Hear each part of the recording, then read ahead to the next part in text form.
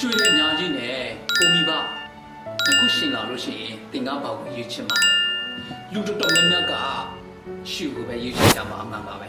ဒါပေမဲ့ဒီကကြတော့လောကထောက်ပါဘူးသူကသူ့နာကောင်မှာဖြစ်ပါလေသူကတော်ထဲမှာတရားအထုတ်နေတဲ့ညမမီမိမနှစ်ပါးကိုအခုတော့ကျူမပြီးသစားရှောင်းနေတဲ့သူပဲဖြစ်ပါလေသူကမိဘအတွက်ဆိုရင်ကြာအလုံးဖြစ်စီပေးတဲ့သူတရားပဲဖြစ်ပါတယ်ဒီနေ့မှာ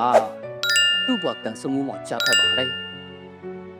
တော့ကစားထွက်လာတဲ့ဖေမင်းများကသူ့ကိုတောက်ကောင်မှပြီးတော့စစ်တီများနဲ့မာပြီးတော့တစ်ခဲ့ပါလေ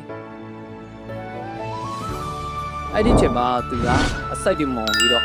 တေဟဆက်ဆက်ဖြစ်တဲ့ချိန်မှာဆိုရင်နိုင်ကောနိုင်ရတယ်စင်းနာပြီးတော့သူ့ကိုရေးချင်မှုဒီလိုခိုင်းပါလေနတ်သမီးက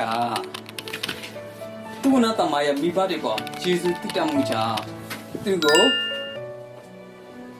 တက်တင်ရှိလာအောင်ပြန်လုပ်ပေးတယ်။နောက်တော့သူ့ရဲ့မိဘနှစ်ပါးကိုလည်းမျက်စိလင်းတင်ရအောင်ပြန်လုပ်ပေးတယ်။နောက်တော့ရွှေတွေငွေတွေကိုလည်းသူ့ကိုဆူလာပေးတဲ့နာခဲ့တယ်။ဒီသင်ခန်းစာအနေပြီးတော့ကျွန်တော်တို့ဘာရသွားလဲဆိုတော့မိဘပေါ်ကိုယေ